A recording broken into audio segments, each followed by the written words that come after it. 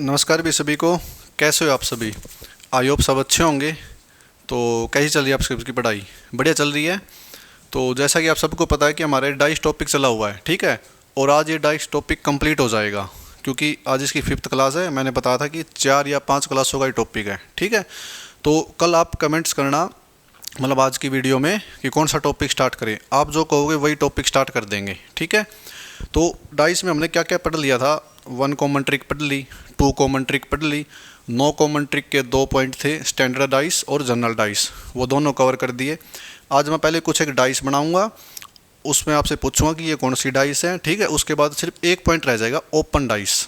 वो आपको 2-3 क्वेश्चन करा के हम डाइस का टॉपिक कंप्लीट कर देंगे, ठीक है।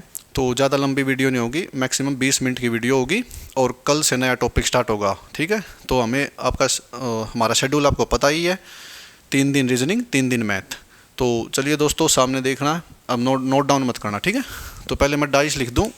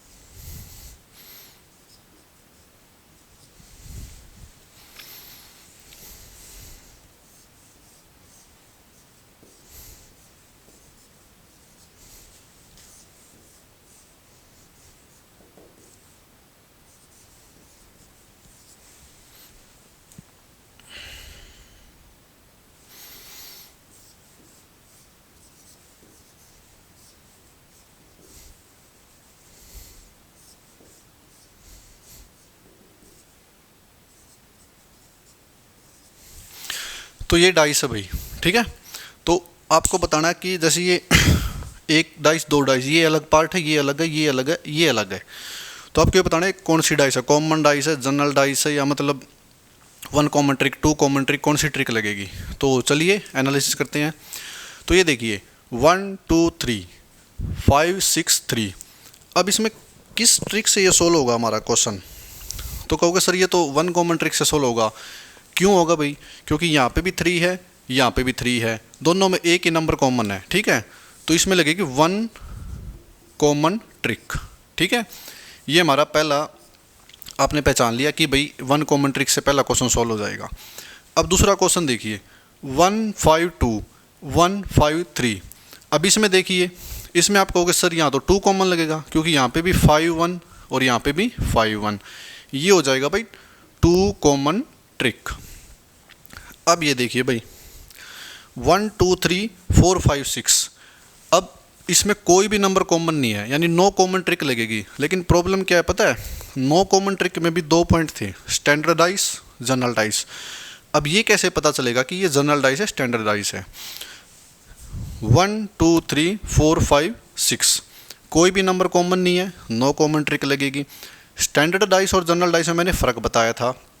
जनरल डाइस में क्या होता है कि हर सरफेस में 2 जो डिजिट होते हैं उनका सम 7 होना चाहिए। तो इसमें किसी भी नंबर का, या 2 और 3 5, 3 और 1 4 और 1 2 3, किसी का भी सम 7 नहीं है, और यहाँ पे भी 7 नहीं है। तो ये हो जाएगी स्टैंडर्ड डाइस, ठीक है। और स्टैंडर्ड डाइस कैसे होता है? ये एक दूसरे के अपोजिट होती है भाई। 1 के अपोजिट 6, 5 के अपोजिट 2 और 3 के अपोजिट 4, या 4 के अपोजिट 3। इनका सम 7 होता है। अब ये देखो, 1 3 4 5 2 6 है।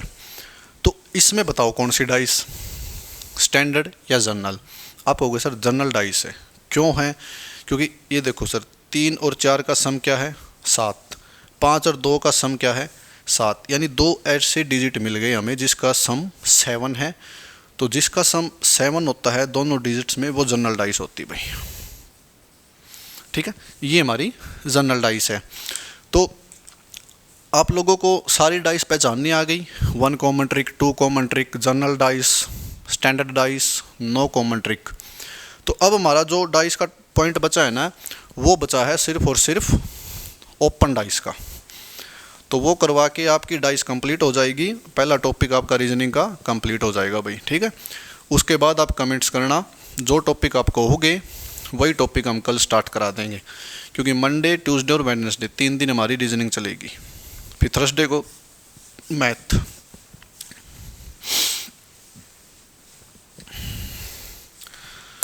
तो अब हेडिंग डाल लेना ओपन डाइस, लिखना कुछ नहीं है, ठीक है, समझते रहो। ओपन डाइस का मतलब क्या होता है, देखो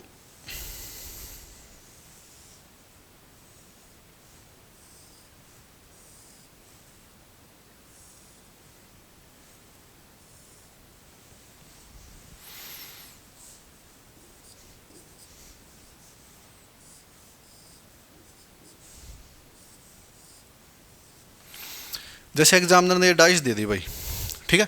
ओपन डाइस का मतलब है खुली हुई डाइस है। जैसे इसको यहाँ से फोल्ड करेंगे, यहाँ से फोल्ड करेंगे, ऊपर से फोल्ड करेंगे, नीचे से फोल्ड करेंगे, तो एक डाइस बन जाएगी, ठीक है, गिट्टा बन जाएगा। तो एग्जामिनर ने ये ओपन डाइस दे दी, खोल के दे दी डाइस, ठीक है। तो इसमें क्या होता है कि ओपन डाइस का मतलब क्या होता है, जैसे each and every surface opposite to each other, each and every surface opposite to each other, ठीक है। इसका मतलब क्या है, इसका मतलब क्या है कि जो ये वन है ना, ये एक को छोड़कर दूसरे के विपरीत होगा। जैसे एक के अपोजिट क्या है 3, फिर 2 के अपोजिट क्या, एक को छोड़कर तीसरे के विपरीत, ये 6 एक को छोड़कर तीसरे के विपरीत, ये 5 एक को छोड़कर तीसरे के विपरीत, ऐसे होगा ईच एंड एवरी सरफेस, ठीक है, एक को छोड़कर एक सरफेस, तो उसके विपरीत होगा। तो देखा जाए तो जैसे 1 किसके अपोजिट आप कहोगे सर 3 के, 2 किसके अपोजिट है भाई, ये 4 के है, और 6 किसके अपोजिट है आप कहोगे सर ये तो 5 के है, क्योंकि 1 2 को छोड़ दो 3 के अपोजिट, 2 आ गया, 3 को छोड़ दो 4 के अपोजिट है, 5 3 को छोड़ दो 6 के अपोजिट है। तो ये होता है इस लाइन का मतलब, each and every surface is opposite to each other. तो ये तो एक बार डाइस हमने बना के दिखाई आपको, ओपन डाइस, लेकिन एग्जाम में ऐसे क्वेश्चन नहीं आएगा। एग्जाम में कैसे क्वेश्चन आएगा वो भी बताएंगे, पहले आपको पता होना चाहिए ओपन डाइस क्या होती है। ये होती है ओपन डाइस, ऐसे आपको डाइस मिलेगी स्क्रीन पे, ठीक है। आपको ये लाइन लिखी नहीं होगी एग्जाम में, ये हमने आपको लिखाई है, नोट लिख के साइड में लिख लेना इसको। ऐसी डाइस को देख के आप तुरंत समझाओ कि ओपन डाइस का क्वेश्चन है, एकदम से समझ जाओगे, ठीक है। तो इसमें क्वेश्चन कैसे बनेगा सुनिए मेरी बात, इसी में से क्वेश्चन बनाएंगे।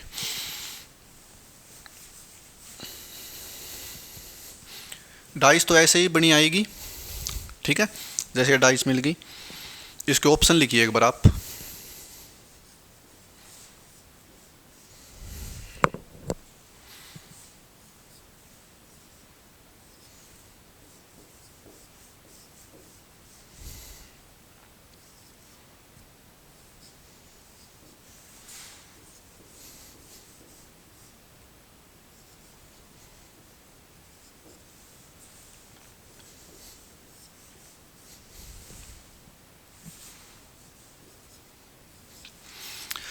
ये 4 ऑप्शन है भाई।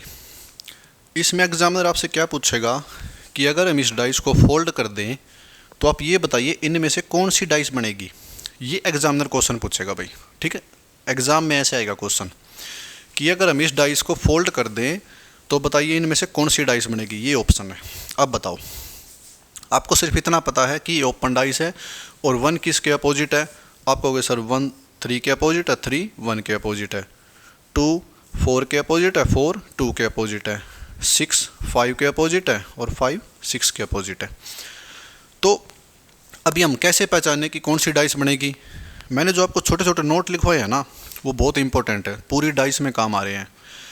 एक तो ये कि दो अपोजिट नंबर या दो विपरीत संख्याएं कभी भी एक साथ नहीं बैठ सकती, ठीक है, ये तो हद से ज़्यादा इंपॉर्टेंट नोट है।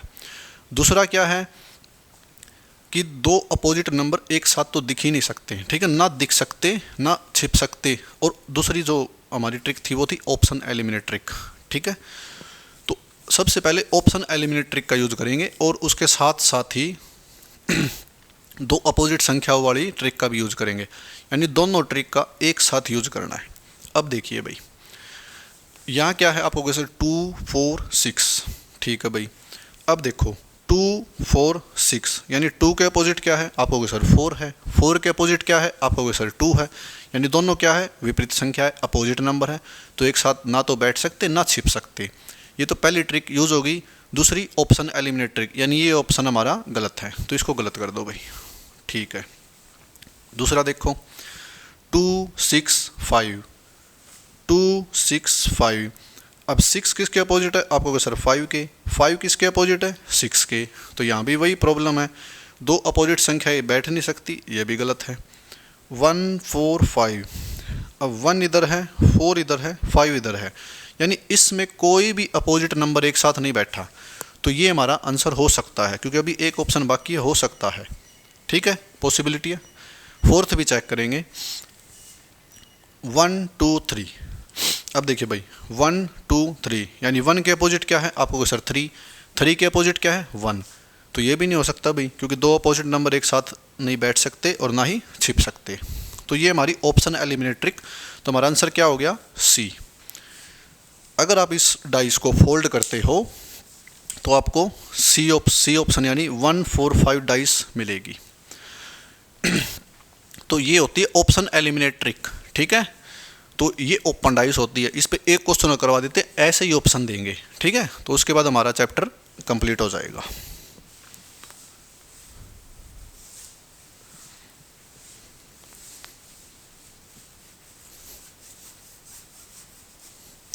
डाइस आसान सा टॉपिक है, लेकिन हर एग्जाम में आता है, चाहे वो CGL हो, CPO हो, CHSL हो, MTS हो, दिल्ली पुलिस लगा लो, कोई भी लगा लो। ठीक है,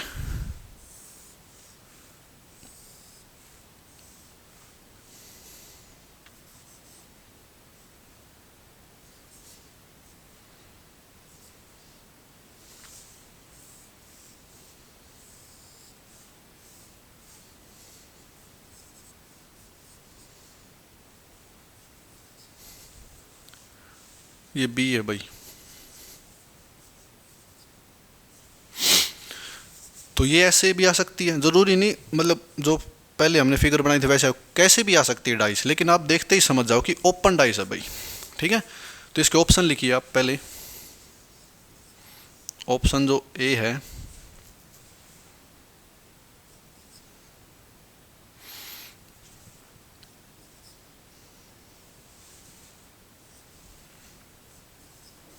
ऑप्शन बी लिखिए,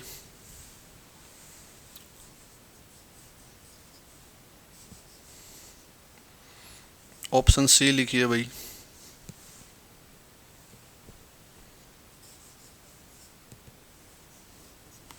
और ऑप्शन डी लिखिए।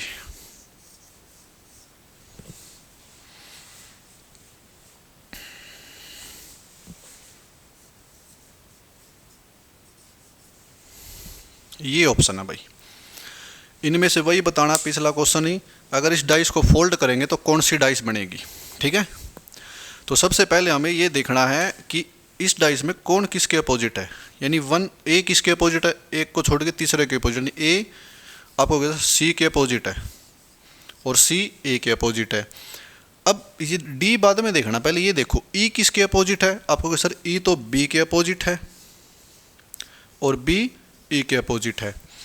तो ए तो सी के अपोजिट हो गया, ई बी के अपोजिट हो गया, अब बच गया क्या, डी। इस साइड डी बच गया और इस साइड क्या बच गया, आपको सर एफ बच गया। तो डी एफ के अपोजिट है, एफ डी के अपोजिट है भाई। ये डाइस इसलिए बनवाई गई है, आप यहाँ पे दिक्कत ना ले जाओ। ठीक है, सर कहोगे यहाँ तो ए सी के अपोजिट हो गया, लेकिन डी किसके अपोजिट हो गया, यहाँ पजल हो जाएंगे बच्चे। पजल नहीं होना आपको, बिल्कुल आराम आराम से समझा रहे हैं। जैसी फिगर ऊपर है ना वैसे ही नीचे है, कोई भेदभाव नहीं है। यहाँ ए सी के अपोजिट है, फिर यहाँ पे देखो ई किसके अपोजिट है, आपको सर बी के अपोजिट है। अब यहाँ पे क्या बच गया, आपको सर डी बच गया, यहाँ पे क्या बच गया, एफ बच गया। तो डी एफ के अपोजिट हो जाएगा, एफ डी के अपोजिट हो जाएगा, बस हमारा क्वेश्चन खत्म। अब ऑप्शन गलत जो ऑप्शन है उसको हटाते जाओ, सही ऑप्शन अपने आप मिल जाएगा। वही ट्रिक, दो विपरीत संख्या एक साथ नहीं बैठ सकती, और ऑप्शन एलिमिनेट ट्रिक। ठीक है, पहला ऑप्शन देखिए भाई, B C D, B C D, यानी तो तीनों ही अलग अलग आ गए, कोई अपोजिट नंबर नहीं है, तो ये ऑप्शन हो सकता है। ठीक है, यानी ये ऑप्शन हो सकता है, पॉसिबिलिटी है, अभी टिक मत करना। ठीक है, पहले 3 ऑप्शन हमारे बाकी है वो देखो, A B E, A B E, यानी बी तो ई के अपोजिट आ गया, ई बी के अपोजिट आ गया, ये तो अपोजिट आ गया भाई, ये ऑप्शन गलत। ए एफ सी, अब देखो ए एफ सी यानी ए सी के अपोजिट आ गया, सी ए के अपोजिट आ गया, ये भी गलत भाई। अगला देखो A F D, A F D, तो एफ और डी अपोजिट आ गए, ये भी गलत। यानी हमारा ऑप्शन क्या है, आपको सर ए ऑप्शन हमारा करेक्ट है। तो ये थी ओपन डाइस। और देखा जाए ना तो ओपन डाइस ज़्यादा आसान पड़ती है, ठीक है, 1 कॉमन ट्रिक 2 कॉमन ट्रिक इनसे, क्योंकि ओपन डाइस में कुछ नहीं करना, डायरेक्ट एक दूसरे के अपोजिट, ए सी के ई बी के, यानी पहला नंबर तीसरे नंबर के अपोजिट होगा और यही क्वेश्चन बनेगा, ठीक है, कि भाई ये बताओ अगर इस डाइस को फोल्ड करेंगे तो कौन सा डाइस बनेगा।